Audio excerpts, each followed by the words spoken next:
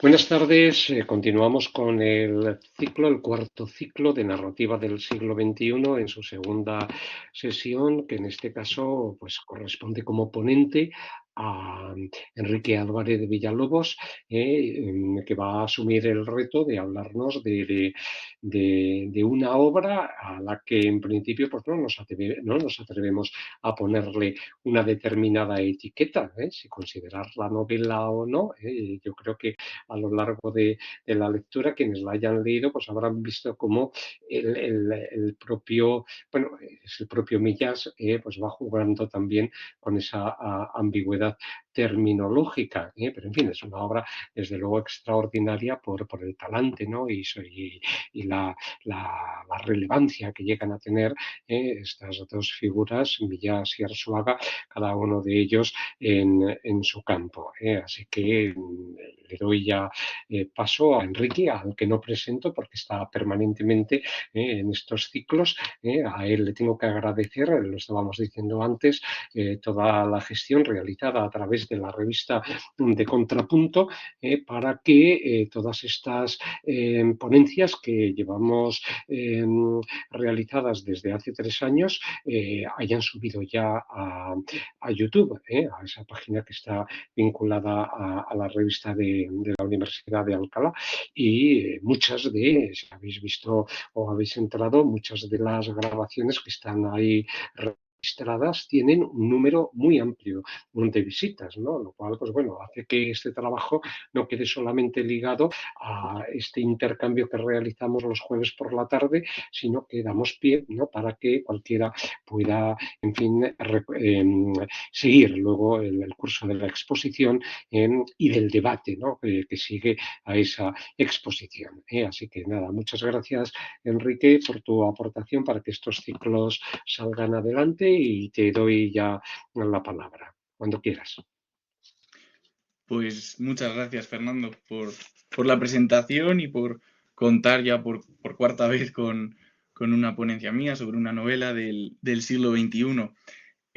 Yo, bueno, cuando Fernando planteó el tema de este ciclo, que ya no iba a tratar sobre las novelas de un año determinado, sino sobre el humor, un poco más general, pues sí que tuve muchas dudas de a qué autor o autora podía traer, porque, claro, en los ciclos anteriores, me imagino que esto lo comentaríais el otro día, que no pude estar, pero parecía que las novelas un poco apartadas, ¿no? Ante la literatura seria, que es la que se lleva los premios y la que se lleva la mayor parte de atención, pues el humor como que había quedado ahí apartado y que teníamos que ocuparnos de él. Y a mí Millas, pues me pareció casi el ejemplo perfecto, por así decirlo, para hablar del humor, bueno, del siglo XX, también de finales perdón, de finales del XX, pero también del XXI. Por eso, bueno, pues cuando vi que se había propuesto esta obra, no vamos a decir novela o lo discutiremos más adelante, pues me pareció una buena idea. Además, como ya habíamos tratado la última publicación de Millás, que la hizo María, me parece que en el primer ciclo, la de la vida a ratos, pues me pareció bueno, que podía ser una buena forma de seguir investigando a este autor y de incorporar, pues como decía Fernando, más vídeos en los que continuemos líneas que ya hemos abierto, que eso puede ser bastante interesante. Luego también sí que me gustaría decir antes de empezar que, así un poco a modo de broma, ya que estamos hablando del humor, que este parece también el ciclo que me parece que es la primera vez que tenemos una ponencia que van a presentar dos compañeras y me parece que también es la primera vez que tenemos una obra que han escrito dos autores, o que al menos eso dice la portada del libro, ¿no? Ahora discutiremos qué es lo que ha pasado en realidad, o bueno, más bien nos lo contará el libro. Yo, sin más, voy a comenzar presentando a los dos autores que firman la obra y luego pues a un análisis que siga un poco el discurso lineal del mismo texto. Comienzo con el primero que portada, con Juan José Millás, que bueno, nació en Valencia en 1946 y se le ha denominado como el inventor de una especie de género o subgénero que es el articuento. Me parece que el nombre lo puso él mismo al recoger pues una serie de columnas y relatos que había ido escribiendo. Bueno, esto también me sirve para presentarlo como un columnista muy reconocido, quizás eh, el retrato o la viva imagen de lo que es el columnismo en España, como decía antes, a finales del 20, sí, perdón, a finales del 20 y principios del 21. Y bueno, luego, claro, hablar de su obra, pues nos vamos a más de 20 obras publicadas en narrativa, también más de 15 colecciones de relatos, no llega a los 10 ensayos o reportajes, pero cerca le anda, también numerosos artículos, bueno, una escritura muy prolífica, ¿no? Ha publicado un gran número de títulos. También se le ha reconocido mucho, bueno, yo me he apuntado aquí alguno para comentarlo, bueno, le dieron el Nadal en 1990 por La soledad era esto, la novela que publicó entonces. Se ha llevado también una gran cantidad de premios de periodismo que no he recogido porque quizás se escapan a lo que solemos atender en estos ciclos. Por supuesto, le dieron el premio Planeta en 2007 por la novela El Mundo y ese mismo año el Premio Nacional de Narrativa también por la misma obra. Además, lo han investido como doctor honoris causa en la Universidad de Turín, que no sé, no sé muy bien cuál será la relación de Millás con la Universidad de Turín y también en Oviedo, en la Universidad de Oviedo. Bueno, desde 1990 quizás su actividad más conocida es bueno, la que comentaba, ¿no? Como columnista en el país y como recreador o al menos reformulador de este subgénero periodístico, o bueno, en este caso casi narrativo, en España. Y bueno, por dar unas líneas generales de lo que es su escritura, bueno, pues yo diría que su narrativa gira en torno siempre y es algo que vamos a ver en esta obra, a convertir lo cotidiano en algo fantástico, que es su recurso más habitual, diría yo, y que ya casi, si nos ponen un texto de Millás sin decir que es de Millás, quienes lo hemos leído un poco más, sabríamos decir que es suyo porque es un estilo bastante característico. Ya digo, pondré ejemplos a lo largo de la charla. Él lo ha denominado como surrealismo cotidiano, que bueno, vendría a decir algo bastante parecido.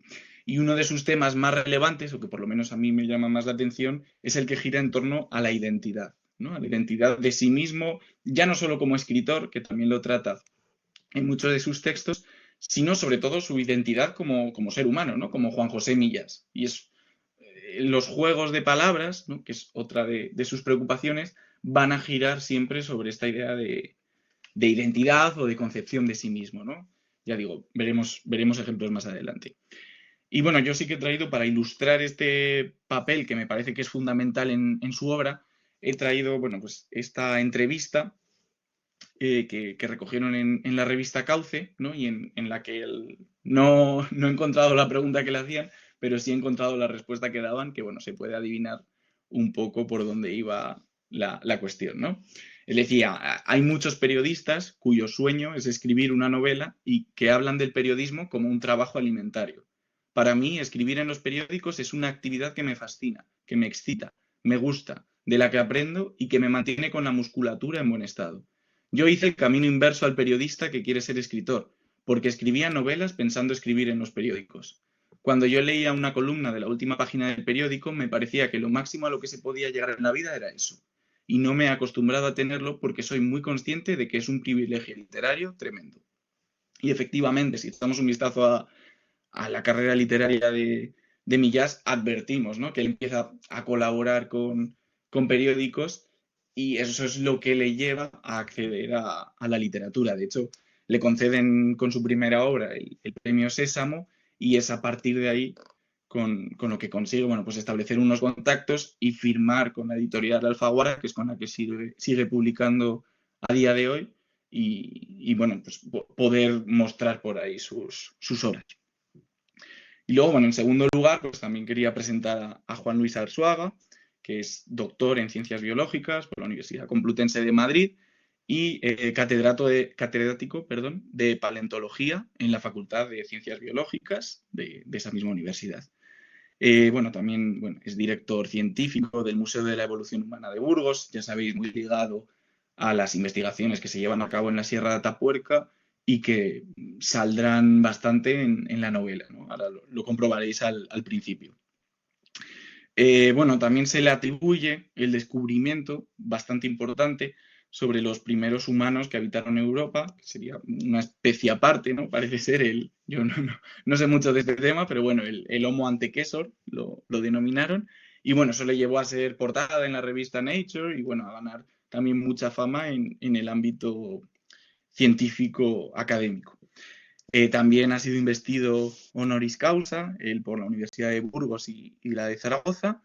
Y bueno, a toda esta serie de artículos científicos y una larga lista de libros de divulgación científica también sobre temas de paleontología, pues se le suma una obra narrativa, que es Al otro lado de la niebla, que la publicó en 2005, que es una novela histórica o novela prehistórica casi, podríamos decir, que bueno, pues narra la vida de un hombre que vive en la época que él mejor conoce. Entonces, bueno, es una obra también bastante curioso.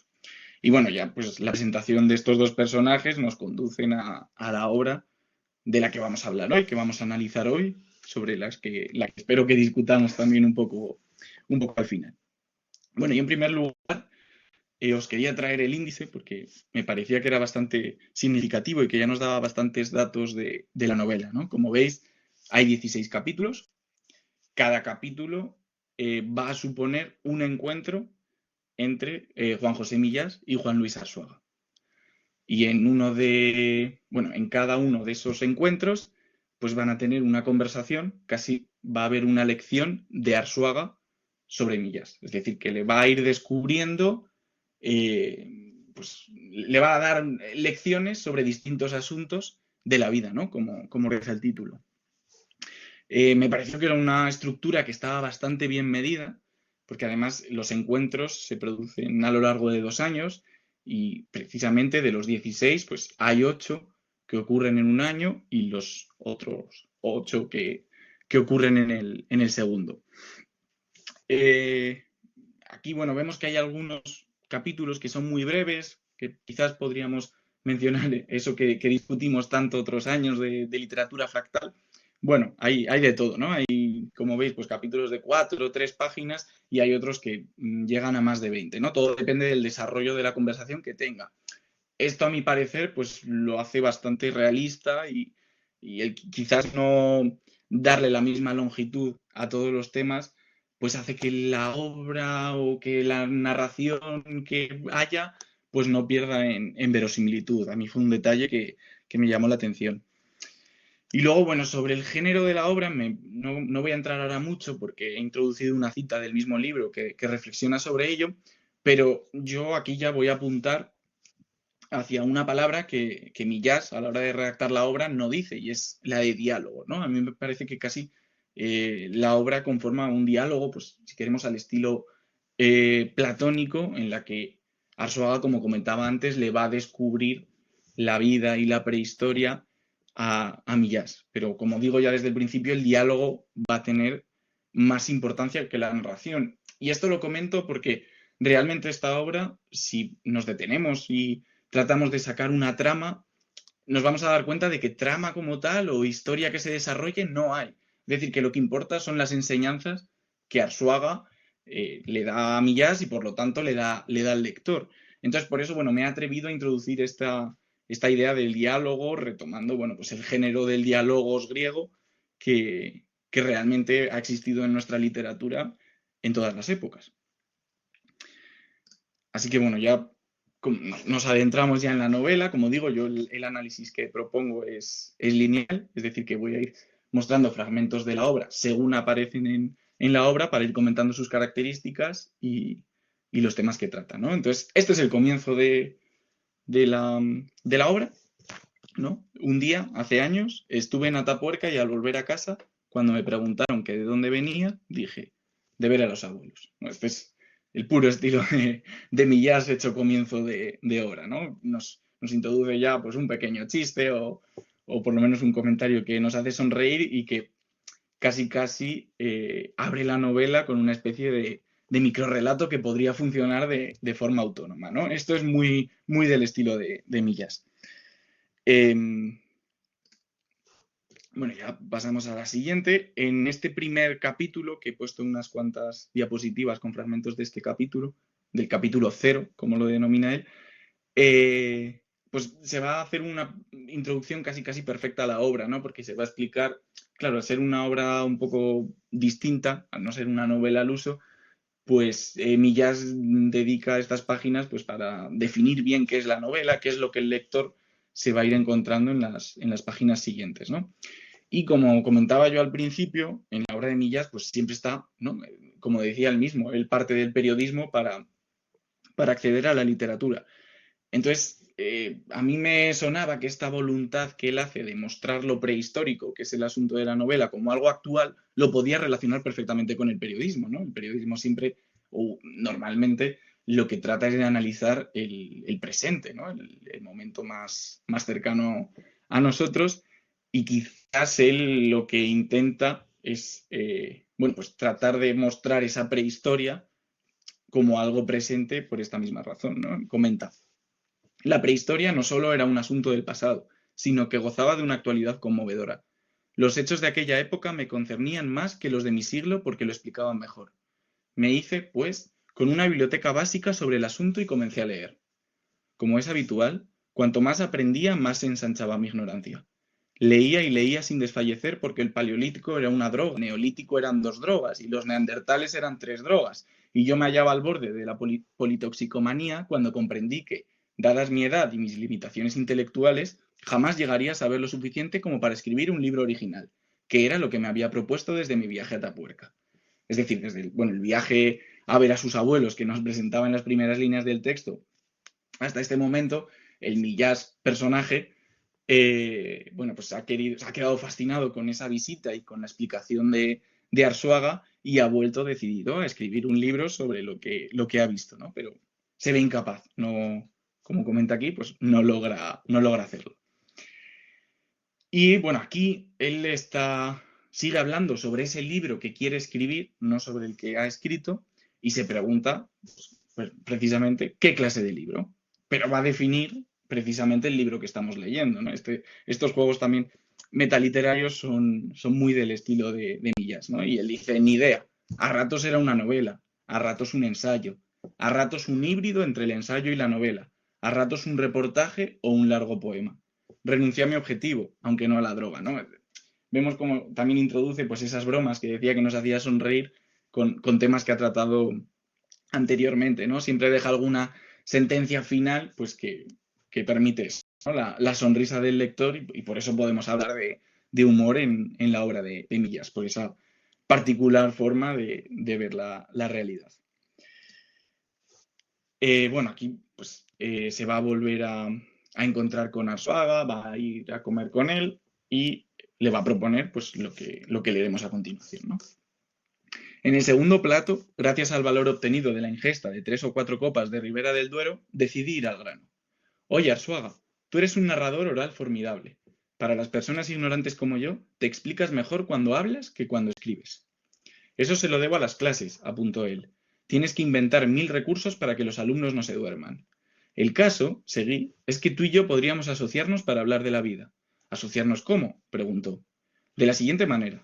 Tú me llevas a un sitio, al que quieras, a un yacimiento arqueológico, al campo, a una maternidad, a un tanatorio, a una exposición de canarios y me cuentas lo que estamos viendo, me lo explicas. Yo hago mío tu discurso, lo digiero, selecciono los materiales, los articulo y los pongo por escrito.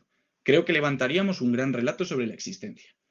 Es decir, de nuevo en esa narración de lo que le ocurre a este Millás personaje, pues se nos está definiendo precisamente lo que parece que ocurrió con esta obra.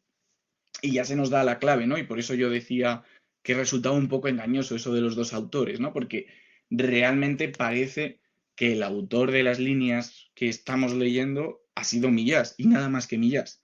Pero precisamente como todas las ideas que toma las está dando de sus diálogos o sus conversaciones con Arsuaga, pues realmente, claro, ahí estaría, ¿no? La dicotomía, hay un autor, hay dos autores, y bueno, ahí podríamos también entrar en debate, pero realmente el autor de las líneas que leemos y cómo yo me voy a referir a la obra cuando hable de su autor es Millás. Eh, bueno, luego veremos cómo, bueno, la prehistoria va a ser el asunto central para hablar de la vida. Y aquí Arsuaga, o el personaje de Arsuaga, pues va a querer, pues, claro, darle la importancia que merece el asunto, ¿no? Como en esta parte del diálogo que os he puesto. Lo que no has pillado todavía, dijo debajo de su paraguas africano, es que la prehistoria no está en los yacimientos. Eso es lo que se creen los ignorantes. La prehistoria no se ha ido. Mira a tu alrededor. Está aquí, por todas partes. La llevamos tú y yo dentro. En los yacimientos solo hay huesos. La prehistoria está en el animal que pasa como una sombra. Bueno, quizás como alegato, ¿no? De la novela o como cita importante que trata este tema de la prehistoria. Como decía yo al principio, antes de entrar en el tema de la hibridez de la obra, para mí, claro, esto casi es un largo diálogo, aunque veamos que se utilizan todo tipo de textos, como os mostraré a continuación, pero que las partes casi más interesantes de la obra o las que le dan verdadero valor, pues son esos diálogos entre los dos personajes, ¿no? Entre Millás y Arzuaga. Por eso os he querido traer este, aunque es un poco largo, pues porque me parece muy representativo de lo que es la obra en sí y de lo que con lo que se queda el lector cuando la termina, ¿no? La cerveza está fría y los judiones en su punto. Esto, bueno, aquí me paro porque esto también va a ser, como os comentaba, es muy característica de la escritura de Millás el introducir la cotidianidad en sus textos, y en esta obra en particular va a ocurrir a menudo que se está tratando, como en este asunto, como en este caso, perdón, un tema muy trascendental, pero la cotidianidad lo va a intentar interrumpir continuamente, ¿no? Y de los dos personajes casi va a ser Arsuaga el que, bueno, pues como está más acostumbrado a hablar sobre estos temas, va a pasar un poco de puntillas, o para él no van a ser tan importantes, y va casi a traer de vuelta el mundo real o a introducir el mundo real en la conversación, ¿no? Mientras Millás se va a quedar ensimismado queriendo saber más, ¿no? Casi Millás aquí representa al lector que quiere saber más detalles y bueno, y esa realidad que los interrumpe. ¿Qué es lo que define una especie? Pregunto. Pregúntate primero por qué hay especies, dice Arsuaga. ¿Por qué hay especies? Hay especies porque lo decides tú. En la naturaleza todo fluye, no hay nada estático. Pero habrá un consenso científico, supongo, respecto a lo que llamamos especie. Si te empeñas, llamamos especie a lo que es reconocido como diferente y no híbrida, aunque luego, en la naturaleza, se cruzan los coyotes con los chacales. El neandertal es una especie diferente de sapiens. Eso lo decides tú. ¿Están o no están buenos los judiones? ¿Cómo voy a decidirlo yo? ¿Cuándo una villa es una ciudad? ¿Cuándo una colina es una montaña? ¿Cuándo una ola pequeña es una ola grande? Vale, pero ¿el neandertal es una especie o no? ¿Tú qué decides? Si insistes, yo decido que sí. Vamos a pedir otra cerveza. Sin embargo, se hibridó con el sapiens. El español no es árabe, pero decimos almohada. Eso es un préstamo lingüístico. Los préstamos genéticos son como los préstamos lingüísticos. No es lo mismo una hibridación que un préstamo. Ya. No te empeñes. La naturaleza no está hecha para las categorías humanas. Había animales antes de los zoólogos, aunque algún zoólogo lo negará. Nos pasamos la vida categorizando. Mira, ahí vienen los huevos. Verás qué huevos. ¿No? Como comentaba, esa realidad que va a interrumpir el diálogo y que nos va a dejar, pues casi sin, aunque ya sabemos mucho después de leer este diálogo, pues casi sin saberlo del todo, ¿no? Siempre va a quedar esa sensación de que Arzuaga no ha terminado de dar su explicación, ¿no? Y esta, pues me pareció especialmente relevante porque, bueno, esa discusión sobre las categorías, pues los que hemos pasado por la Facultad de Alcalá y hemos estudiado literatura, pues también hemos tenido muchas veces este debate, ¿no? Esta dicotomía entre utilizar categorías porque nos son útiles, pero al mismo tiempo, pues demostrarnos que no son tan reales como podemos pensar en un primer momento, ¿no? Que no representan tanto la realidad como nos gustaría. También en la obra, el personaje de Arsuaga va a hacer una revisitación a ideas que la mayoría pues tenemos preconcebidas, ¿no? Y como en este fragmento que he sacado, pues por ejemplo, traer cosas del presente al relato sobre la prehistoria, ¿no? Yo creo que se va a entender cuando leamos el fragmento. ¿Hasta qué punto lo pequeño fue esencial en la alimentación humana? Hasta el punto que dio lugar al neolítico. ¿La revolución neolítica sería, pues, una revolución de las mujeres? En lo fundamental, sí, aunque has de tener en cuenta a los ancianos, que han dejado la caza, y a los niños, que aún no se han incorporado a ella. ¿Quién inventó entonces la agricultura? Las mujeres, sin duda. El hombre anda todo el día detrás del bisonte, del caballo, del mamut, de las grandes piezas. El machote quiere volver a casa con el bisonte porque eso significa estatus, poder. Las ilustraciones de la prehistoria nos muestran la vuelta de los cazadores con los niños, los ancianos y las mujeres esperando. Pero yo pienso que la escena normal es aquella en la que los cazadores vuelven sin nada, y ahí están las mujeres esperándolos con los geofitos, las lapas procedentes del marisqueo, los ítems pequeños, en fin, lo previsible, lo constante. Como decía, pues se revisitan algunos temas o algunas ideas que damos por hechas y que realmente la ciencia pues ha ido descubriendo que no son así. En este caso, pues el papel de las mujeres, ¿no? Siempre se habla del hombre de la prehistoria, ¿no? Y como comenta el propio Arzuaga, ¿no? En los libros de texto de los colegios, pues siempre la figura la figura importante es el hombre, y en cambio Arzuaga pues se aventura a darles el papel de inventoras de la agricultura, ¿no? Nada menos que, como explica en el libro, es el paso del paleolítico al neolítico. Y Millás, pues como no puede ser de otra forma, ahora ya casi hablaríamos de Millás autor, más de Millás personaje, pues utiliza esta escena para meter un pequeño chiste, ¿no? Luego regresé al mercado para comprar medio kilo de coquinas y 3 piezas de boniato. ¿Qué es esto? Dijo mi mujer cuando entró en la cocina. Pequeños ítems, dije yo. Un almuerzo de finales del Paleolítico. Verás qué rico. Entonces, bueno, pues es esta pequeña broma que arranca una sonrisa al lector y que es, como decía, pues la firma de Millás, ¿no? Eh, bueno, también a lo largo de las páginas, pues quienes os aventuréis a leerla o quienes lo hayáis hecho, os habréis dado cuenta de que casi el Millás personaje es un incordio para las historias que quiere contar Arzuaga, ¿no? Arzuaga siempre, bueno, pues contesta con bastante inteligencia, muy rápido, y Millás muchas veces parece ese niño pequeño que intenta hacer comparaciones con su mundo, porque si no lo ve con su mundo no comprende las cosas, va a interrumpirlo muchas veces, desesperarlo en algunos casos.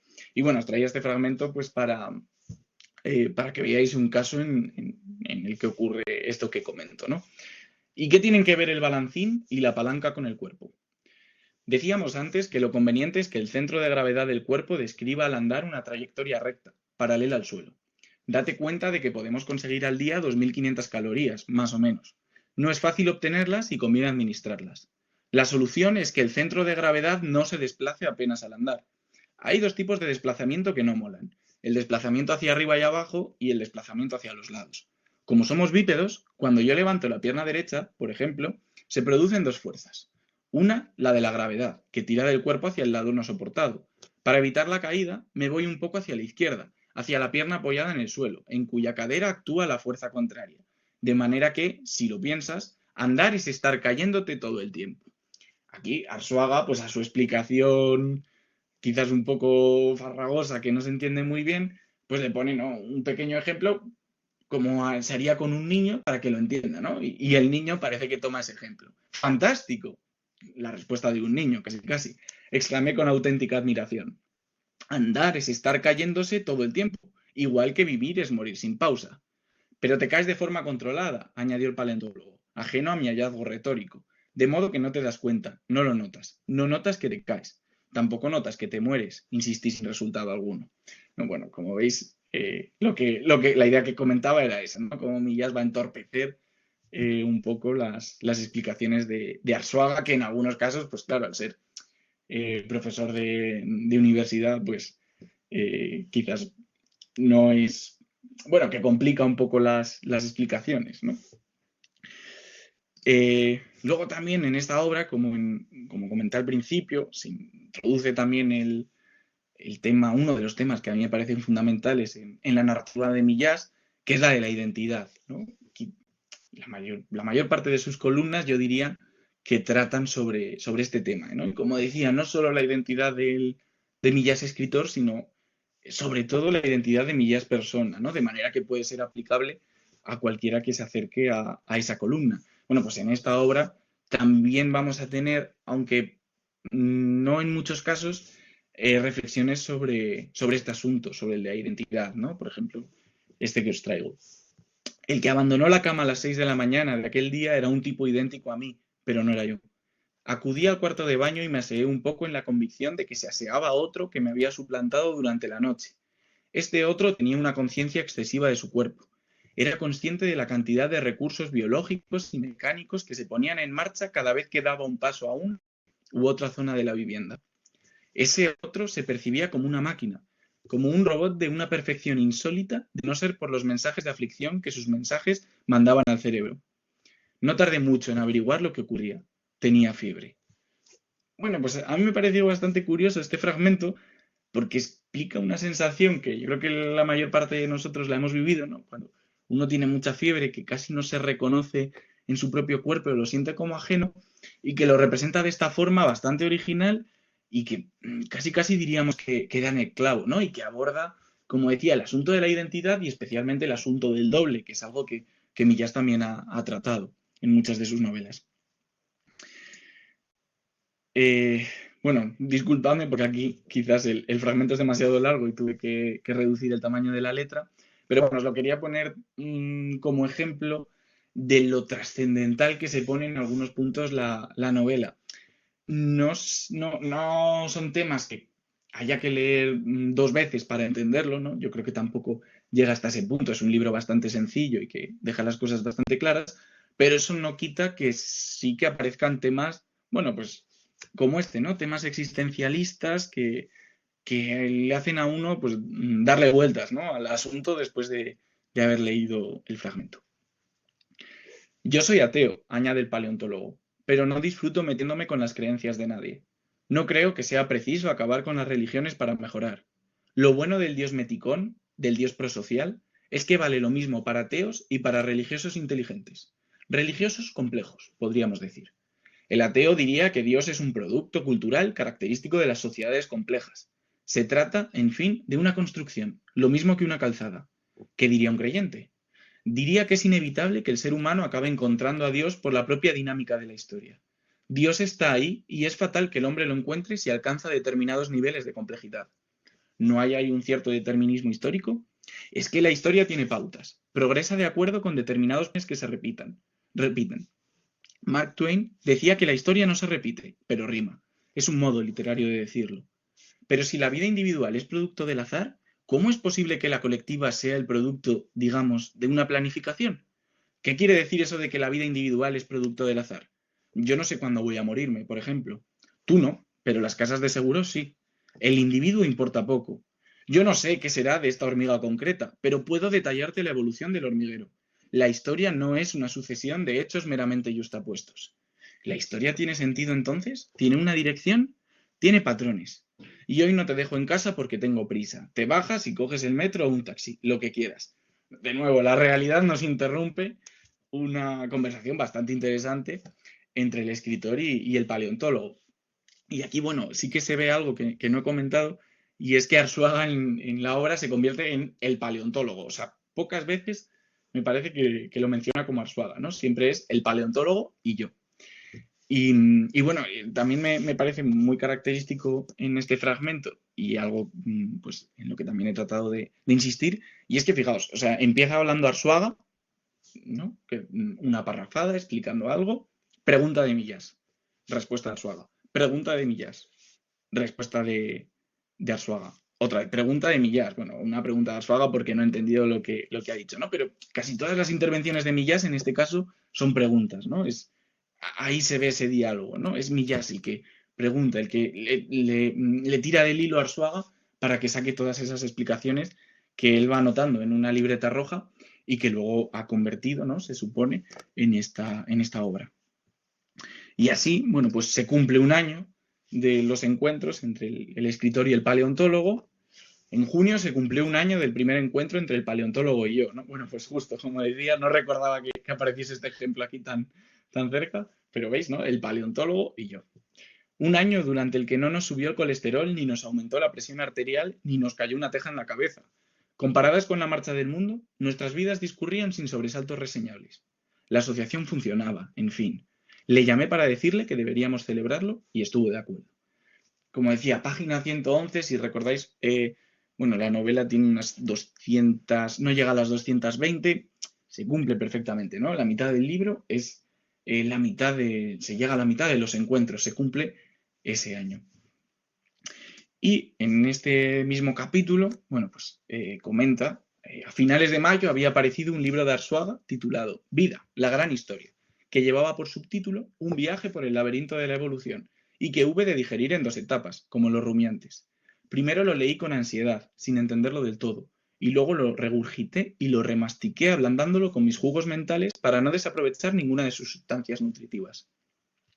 Cuando me hallaba en medio del proceso de rumiación, metidos ya en junio, me invitaron a presentarlo en el espacio Fundación Telefónica. Bueno, más que a presentarlo, a tener una charla pública con el autor. Aunque la idea me inquietaba, no podía negarme, dados los vínculos establecidos con el paleontólogo.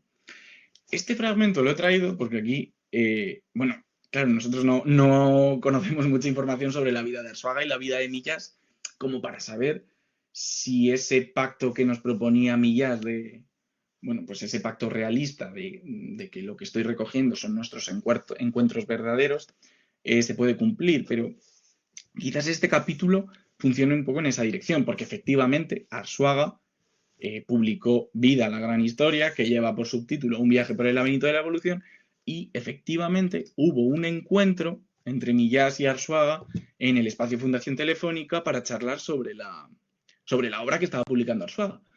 Pero lo más llamativo de todo esto es que en esta charla pública que mantienen él y el paleontólogo, eh, se retoman o se tratan temas que acabamos de leer, ¿no? O sea, Millás en algún punto le dice, pues hace poco fui con Arzuaga al mercado y me estuvo comentando tal cosa, cosas que hemos leído en la novela, pero no se adelanta ninguna de las que leemos a partir de este momento. Entonces, parece que sí que se iba respetando el momento de escritura, o por lo menos la cronología de lo que ocurría en realidad, ¿no? Entonces esto quizás alejaría la obra de lo que podríamos denominar ficción. No sé, yo aquí pongo algunos temas que si os parece, pues debatimos al final, quienes lo hayáis leído quizás, y si os apetece comentar algo sobre esto.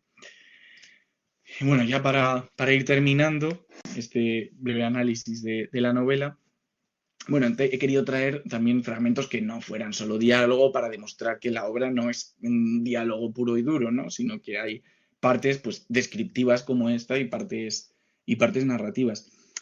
Las traigo no solo por demostrar que existen, sino porque creo que también pueden tener cierto valor literario que argumente un poco que hayamos traído esta obra a este ciclo y la estemos comentando hoy. Bueno, esta primera diapositiva es, bueno, es un ejemplo de las descripciones que incorpora en algunos casos Millás. El esófago por el que nos deslizábamos como bolos alimenticios ridículos por las tragaderas de un titán se abría una especie de sala para acceder. Bueno, aquí hay una errata, supongo. Una especie de sala para acceder a la cual era preciso salvar una rampa casi vertical de 1,5 metros o 2 de altura. Por fortuna, habían colocado una cuerda de nudos que facilitaba la operación, consistente en colgarse a uno de esos nudos, apoyar el pie en la pared e impulsar con fuerza hacia arriba hasta conquistar el siguiente nudo. Alcanzado el objetivo y recuperada la posición vertical, dirigí mi mirada de cíclope a la pared de la izquierda y se me apareció un bisonte hiperreal que llevaba esperándome casi 14.000 años, toda una vida. No, como decía, el valor literario a mí me parece que también está presente en esta obra, ¿no? Que no solo hay diálogo, que también hay partes en las que Millás pues saca su vena de narrador, ¿no? En este caso de descriptor casi, y pone en juego, bueno, pues imágenes y metáforas que enriquecen mucho el texto, ¿no? A mí me llamó la atención mucho la mirada de Cíclope, ¿no? Que lo utiliza porque, bueno, antes de este fragmento comenta que les han tenido que poner unos frontales, ¿no? Unas linternas frontales para entrar a una cueva, ¿no? Están yendo a ver unas pinturas rupestres en Asturias y les han puesto esa linterna y él, eso, comenta que se siente como un cíclope. Y de este mismo capítulo he traído otro fragmento también porque me parecía pues que incorporaba esos elementos especialmente literarios. No habría sabido decir si se trataba de un jabalí sencillamente complejo o complejamente sencillo. Ambas cualidades se trenzaban de modo diabólico, como en una aleación en la que no es posible aislar sus componentes originales. Me conmovió hasta el tuétano la idea de hallarme a 140 siglos del artista, aunque pegado a él desde el punto de vista de la distancia física, pues me encontraba en el mismo espacio en el que había trabajado, quizás pisando en ese instante las huellas remotas de sus pies. Bueno, yo creo que son pasajes que tienen cierta belleza, ¿no? Y que, como comentaba, yo creo que enriquecen bastante esta obra. Y bueno, ya para ir terminando, pues como comentábamos Fernando y yo al principio, al final de esta obra, pues ya se anuncia la siguiente, que me imagino que ya, o por lo menos estaría en proceso de esquematización, si no ya de redacción, y que en el último capítulo, pues casi que se pone un continuará, ¿no? Como en las series, cuando acaba una temporada y se espera la otra, pues de esta forma casi están anunciando la siguiente novela. No digas tonterías. ¿Qué querías que te dijera? El porqué del envejecimiento y de la muerte. No se sabe. Son los dos grandes enigmas de la ciencia. Los mayores enigmas de la biología a partir de Darwin. Pues creí que me ibas a hacer una gran revelación. Mira, dice volviendo la vista absurdamente a derecha y a izquierda, como el que está a punto de confesar un secreto. Como nos vamos a hacer ricos con este libro, llevaremos a cabo una investigación en el siguiente. Viajaremos por todo el mundo, iremos a los mejores sitios, haremos las preguntas adecuadas y publicaremos el estudio más exhaustivo que se haya realizado nunca sobre la vejez y la muerte, que es precisamente lo que es La muerte contada por un sapiens a un neandertal, que bueno, es la obra que continúa a esta y que bueno, no traje al ciclo, pero por supuesto yo creo que ahora ya estamos obligados a leerla.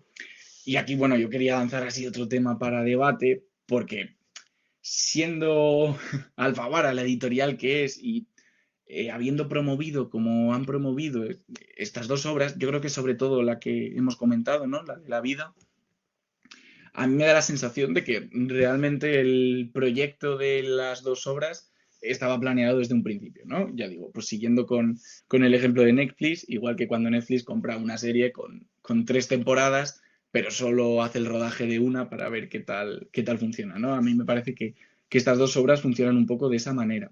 Y sí que quería comentar también eso, como decía, lo que lo ha promovido la editorial, ¿no? De estos libros han montado una temporada de podcast, los dos autores, y han ido a programas pues, que tienen bastante audiencia, ¿no? Como el de La Resistencia de Broncano, o, bueno, otros de Movistar. Es decir, que se ha movido mucho esta obra y es algo que también quería comentar.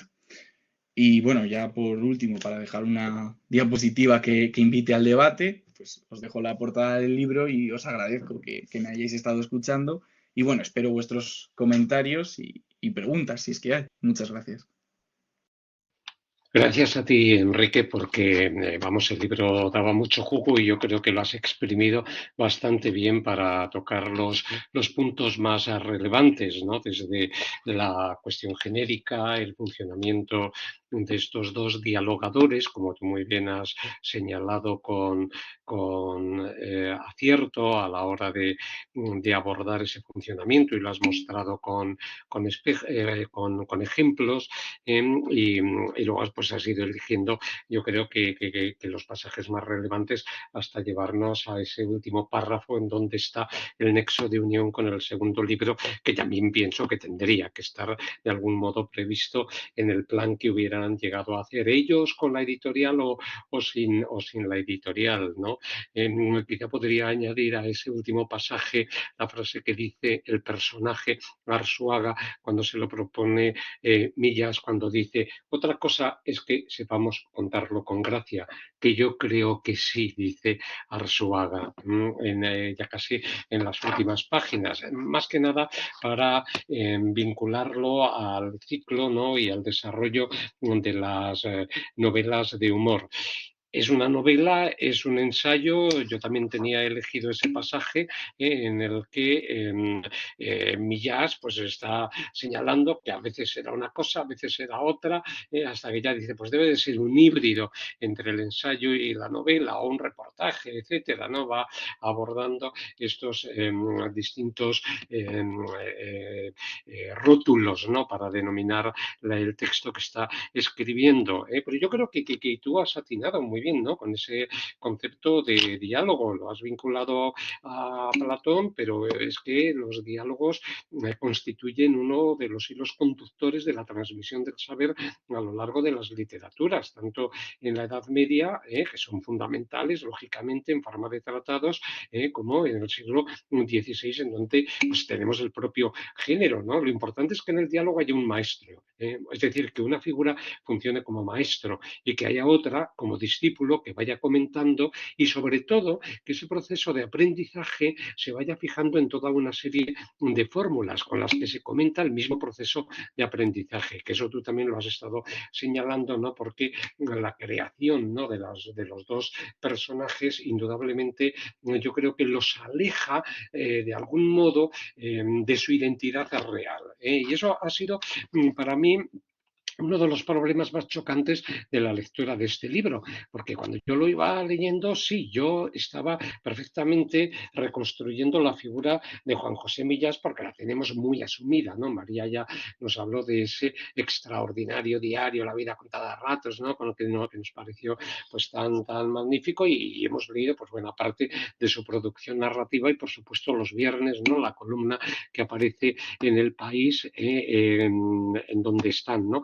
Esas claves que tú estabas señalando del artidiario, ¿no? Como estabas indicando. Pero me costó muchísimo creerme el personaje de Juan Luis Arzuaga. Yo no sé si eso os habrá pasado a vosotros, incluso llegué a dudar, a lo mejor es que estoy metiendo la pata, pero bueno, pues me lo decís tranquilamente. Resulta que Juan Luis Arzuaga, aparte de las múltiples actividades que lleva a cabo, tiene en Radio Nacional de España una tertulia los sábados, que yo la escucho religiosamente, de 2:30 a 3, que se llama El placer de admirar y por tanto tiene mucho que ver con lo que en este libro se está planteando, es decir, le lleva a Millás a los sitios más extraños, a veces disparatados, que uno pueda llegar a imaginar. Algunos son yacimientos, otros son parajes geográficos, ¿no? Pero bueno, por ejemplo, le lleva al Parque Juan Carlos I, que Millas se muere de frío y está continuamente deseando marcharse de allí para ver unos columbios y cosas de este estilo, ¿no? O sea, son muy divertidos, ¿no? Los lugares a los que van. Bueno, pues si tú escuchas el programa este de radio, que funciona más o menos de la misma manera, en donde Arzuaga lleva a un invitado de las disciplinas generalmente que tocan los campos suyos de investigación, pero bueno, puede llevar también a humanistas, la voz del Arzuaga real, por una parte, los temas que toca, digamos, la forma que tiene de preguntar, la forma que tiene de intentar tirar del entrevistador, ¿no? Para llevarlo y para conducir el hilo de esa entrevista, no tiene nada que ver con el Arzuaga que crea Juan José Millás. Es decir, que es un personaje, digamos, construido específicamente para este ensayo novelesco, para este diálogo que han llegado a crear.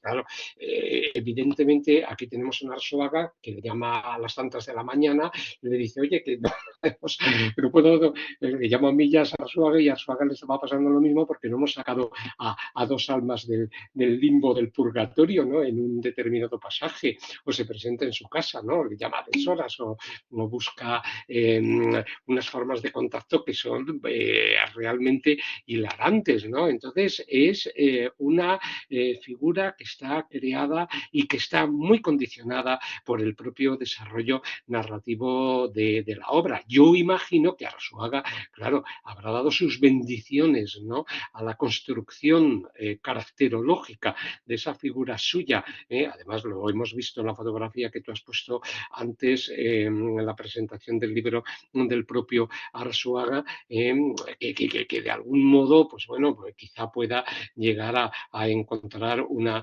cierta correspondencia. Por eso el pasaje que tú has leído, en donde él le propone que lleven a cabo este experimento y le dice, yo hago mío tu discurso, yo he añadido, pero no la voz, porque la voz de Arzuaga es desde luego muy distinta. Ya sabéis, porque lo hemos a veces dicho en algunas clases, que quien lee crea las voces de los personajes y las voces con las entonaciones que en cada momento se van dando, porque para eso tenemos una memoria, ¿no?, de entonaciones que de algún modo ese registro se va poniendo en juego, ¿no? Y eso es un poco, pues, al menos el problema que yo he ido teniendo. Millas muy bien, pero Arzuaga se me estaba escapando un poco de las manos en este sentido. Bueno, pero más allá de eso, que lógicamente tiene que ver con la propia distorsión, ¿no?, a la que la literatura conduce a la realidad cuando la está cifrando, ¿no?, en el libro o en la propia creación,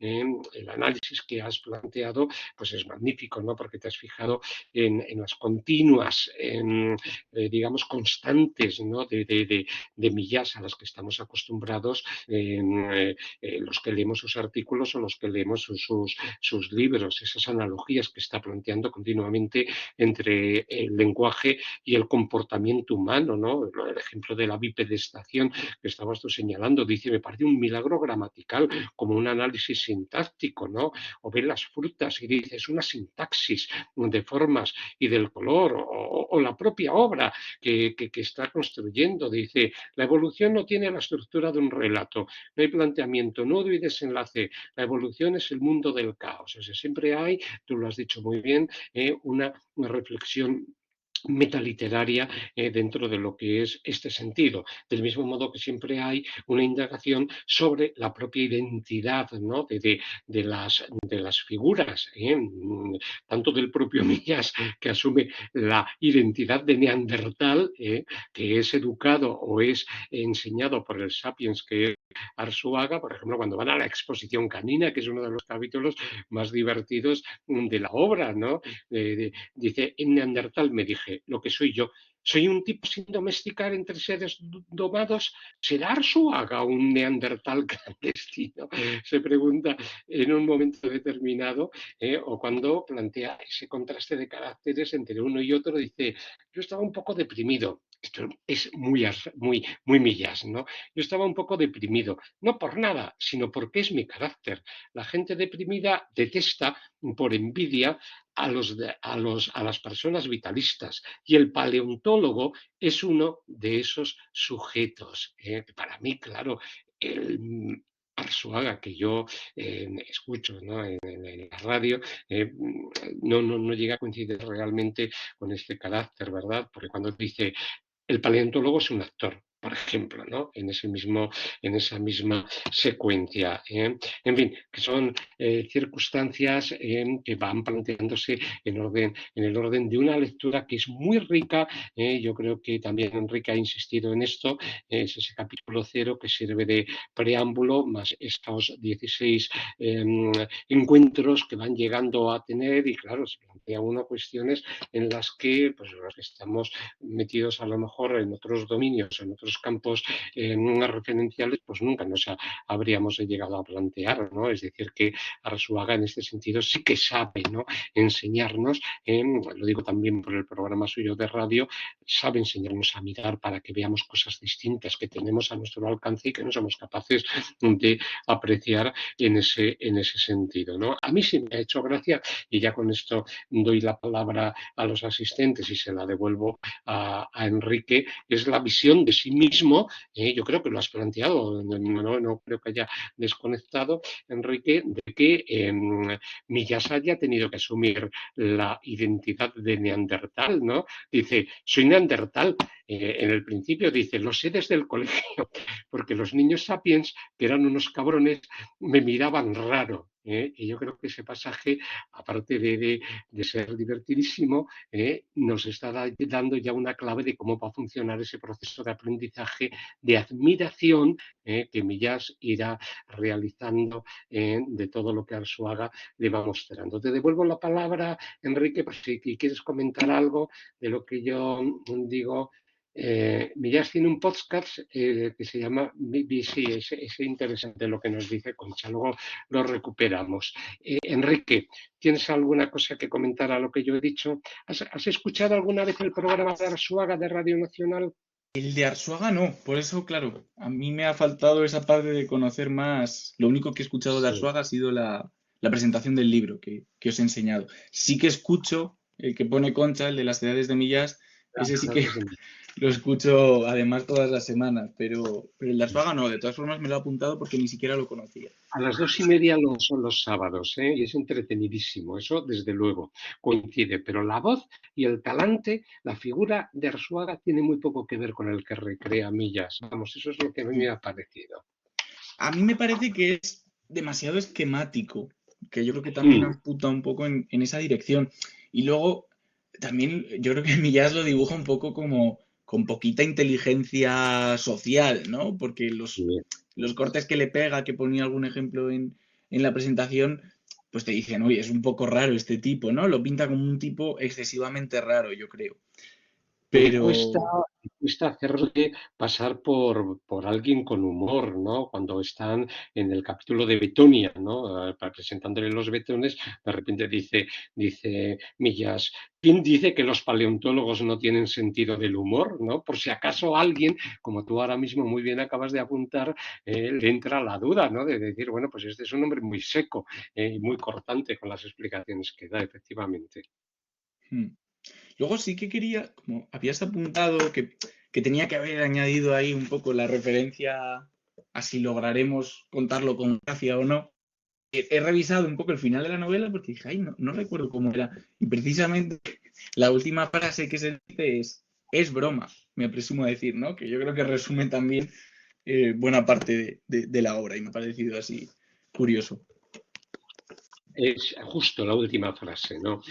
Cuando le llama por teléfono, ¿no? Además, es muy curioso que estén hablando de la longevidad en el último capítulo y decidan que el siguiente libro sea la muerte.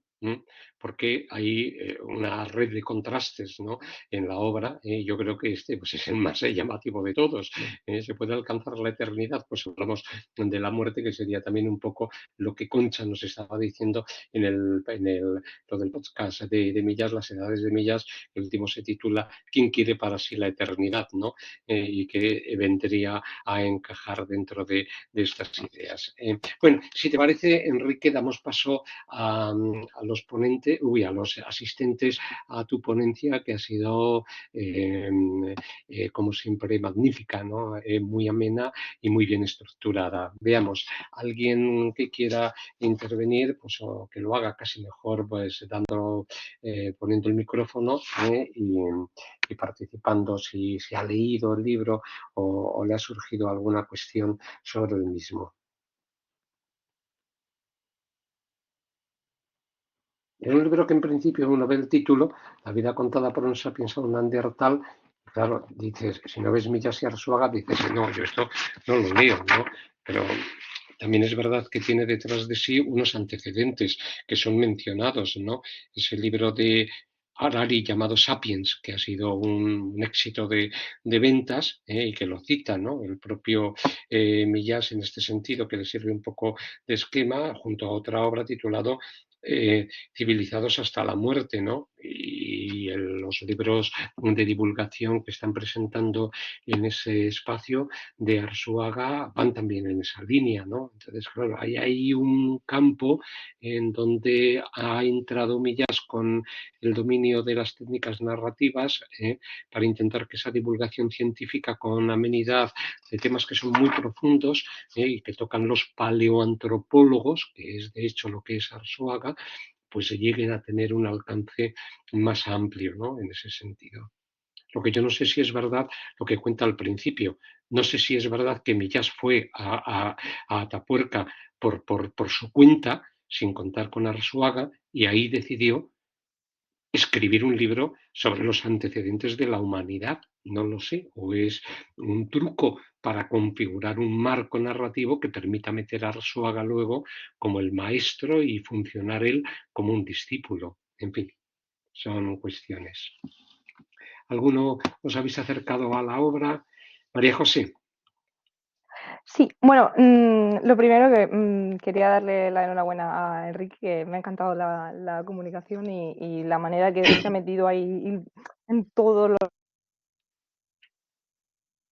en la obra.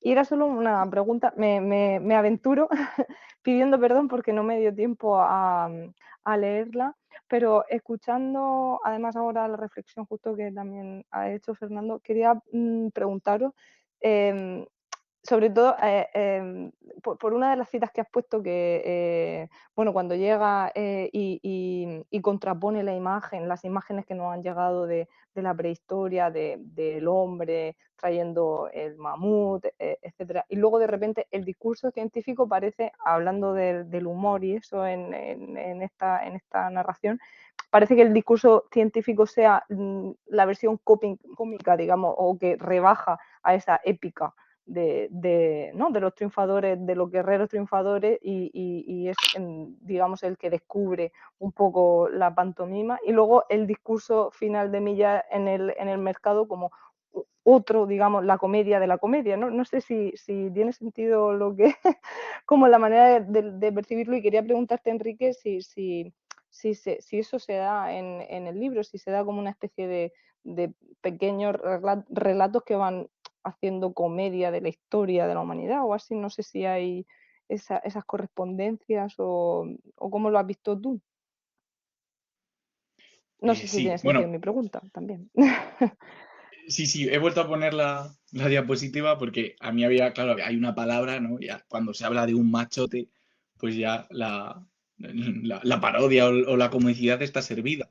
Y yo diría que Claro. en casi toda la obra se produce un relato o Arsuaga relata algo de lo que Millás se ríe o de lo que hace un chiste. Yo creo que eso en todos los capítulos ocurre, o sea, es una constante. Yo, claro, he intentado traer algunos ejemplos, pero bueno, he tenido que seleccionar mucho las citas para no alargarlo demasiado, pero yo diría que continuamente, el estilo de Millás al final funciona así. Entonces, este ejemplo que ellos ponía, ¿no? con el chiste que hace a continuación, que era el que tú mencionabas, ocurre continuamente. Con casi todas las anécdotas o las historias que cuenta Arsuaga, ocurre esto precisamente porque es que es el estilo de Millas y aquí es donde vemos que Arsuaga como autor se nos va un poco, ¿no? Que yo creo que también la dirección de lo que estaba comentando Fernando, de que la voz de Arsuaga no se ve. Sí, No sé si he respondido a la pregunta. Sí, sí, sí.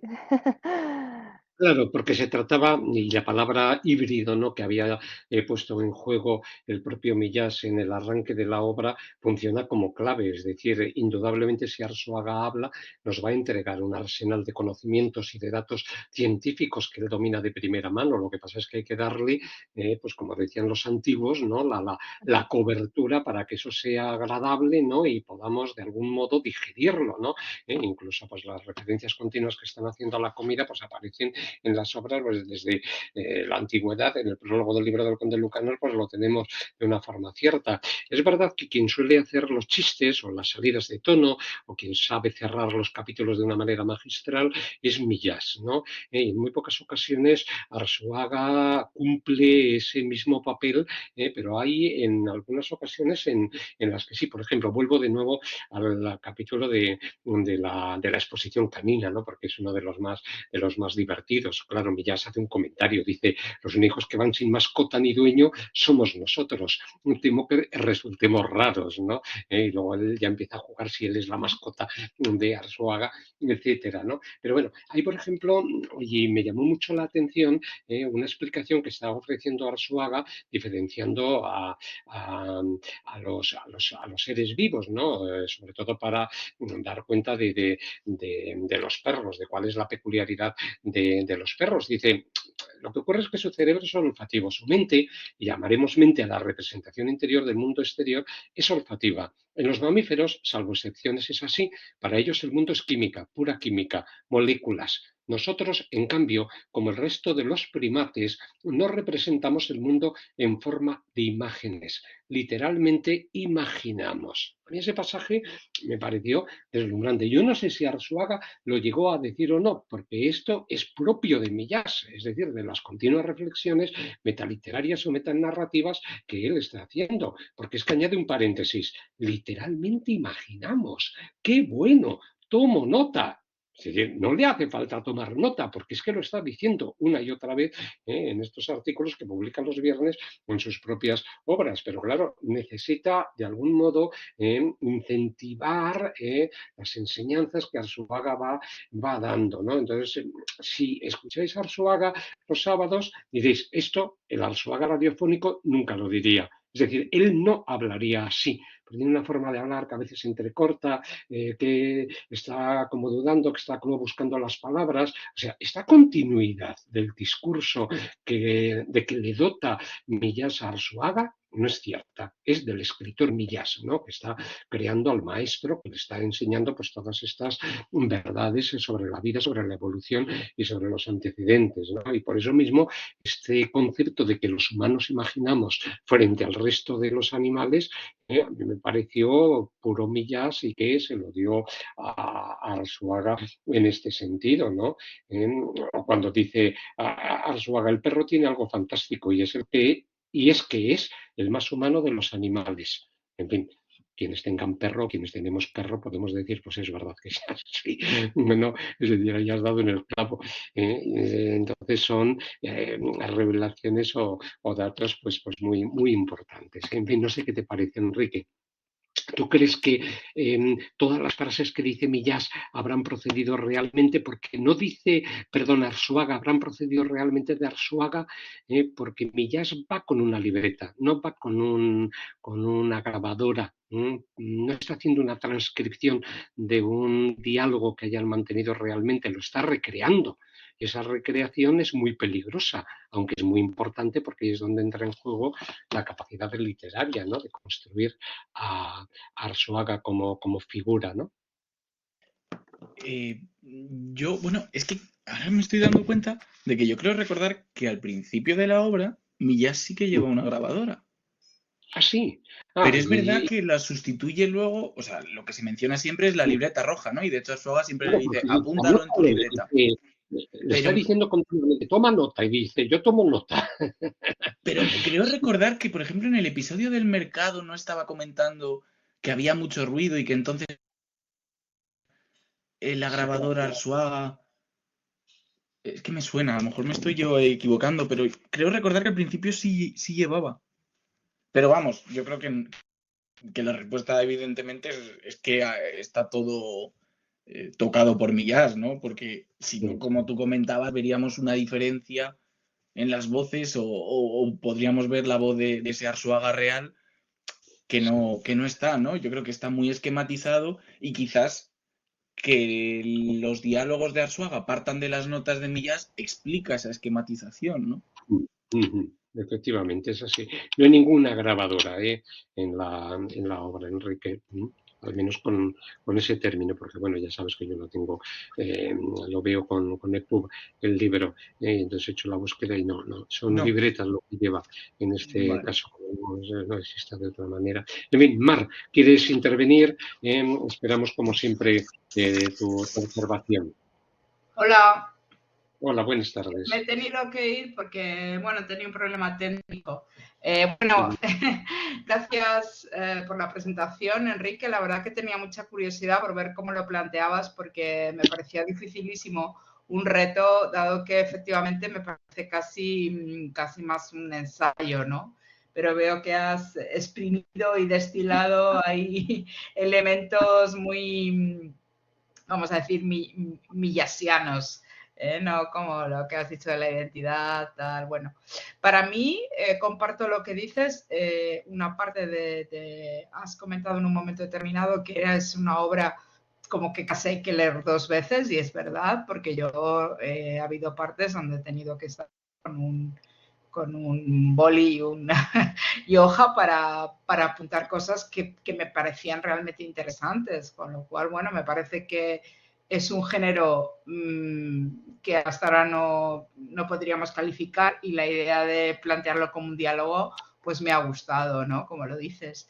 Y ahora lo que habéis comentado de los dos personajes, y al hilo también de la reflexión de Fernando, yo casi me ha ido viniendo a la cabeza la idea, y seguramente es un poco loco, ¿no? Pero como casi de esta pareja como en los libros de caballería, incluso en el Quijote y Sancho, ¿no? Porque él queda como muy pequeñito al lado de Arsuaga. Yo creo que ha buscado esa dicotomía, y por eso no reconocemos, yo no conozco a Arsuaga, pero bueno, los que ya le conocéis y opináis que no tiene nada que ver esa voz con la que ha planteado en la obra. Entonces yo creo que él ha buscado de una manera pues inteligente buscar esa diferencia, esa polaridad entre ambos dos, entre sus voces, para crear ese discurso que pueda conectar con algo divertido y tal. Entonces, bueno, desde ahí que yo creo que sin el ánimo de comparar, pero sí que esa idea de maestro-alumno llevada al extremo, pues me parece divertida. Por lo demás, poco más que comentar, ¿no? Que me he reído, que he aprendido cosas, y que, bueno, pues siempre con una perspectiva así de humor, pues me ha parecido muy interesante. Y gracias por presentar la obra de esta manera tan inteligente. Enrique. Pues muchas gracias, Mar. Yo creo que además has dado una clave en la que quizás no hemos insistido mucho nosotros, y es que se aprenden cosas. O sea, leer esta obra es aprender curiosidades e incorporar, bueno, pues algunas pequeñas nociones sobre, ya digo, ¿no? Sobre detalles de este tema, ¿no? Sobre la prehistoria, sobre la vida, que yo creo que sí que son enriquecedoras. Aprovecho también para replicar a Fernando. No utiliza grabadora, utiliza magnetofón. Esa palabra, claro, yo no la tengo muy incorporada. Y bueno, lo he encontrado. Página 44 dice: yo con un magnetofón situado unos centímetros de la boca del paleontólogo. Muy bien. Lo había colocado tan cerca por miedo al ruido ambiental, que era un poco lo que me había quedado a mí, que bueno, es un detalle sin importancia. Pero sí, también curioso, ¿no? Que utilice la palabra magnetofón. Sí. Yo añado al comentario de Marc, que es muy pertinente, porque es que yo estuve buscando, bueno, leyendo algunas reseñas, algunas entrevistas, y tuvieron un encuentro en Sevilla, que apareció en el diario de Sevilla, Millás y Arzuaga, acerca de esta obra, ¿no? Y entonces, en el diario de Sevilla, pues lo recogen así. Dice: Arzuaga, por su parte, se pregunta, en alusión a la química existente entre ellos, si Sancho Panza y Don Quijote, o Sherlock y Watson eran amigos, o si lo eran Paul Newman y Robert Redford en Dos hombres y un destino. O sea que esa pareja, ¿no?, de personajes literarios o personajes reales o actores como está ahí, ¿no? Que se la han llegado a plantear ellos mismos. Entonces, me ha venido a la memoria esa alusión. Sí. ¿Querías añadir algo, Mar? No, que qué bueno, que no tenía ni idea, y Efectivamente, me sí. parece Has guay. adelantado, ¿no? Y justamente entonces Millas en esa entrevista dijo: es que no me enteraba ni un 30% de las cosas que me estaba explicando, lógicamente, ¿no? Porque otro es el mundo del que él viene, y eso es lo que la obra pues intenta de alguna forma pues transmitir, ¿no? Es decir, hacer asumible, ¿no?, ese contenido para los que somos neófitos en estas materias, efectivamente. Muy bien, ¿queréis alguna intervención más? Bueno, pues yo creo que hemos cumplido con el objetivo, ¿no?, de esta obra, que en un principio parecía un poco extraña, que no llega a encauzarse propiamente desde el dominio de la novela, pero que con esas técnicas de enseñanza propias de la literatura, de diálogos o de los tratados de este carácter, pues la hemos podido enfocar bastante bien. Ahora lo que nos queda pues es animarnos, ¿no?, a leer la segunda entrega, porque seguro que tendrá también, aparte de todo lo que podamos aprender, capítulos muy divertidos, que es lo que justamente este ciclo está pretendiendo conseguir. Voy a poner ya con esto pues fin a la grabación, pues dándole gracias a Enrique por la exposición tan brillante que ha realizado. Ya nos tiene acostumbrados a estos desarrollos.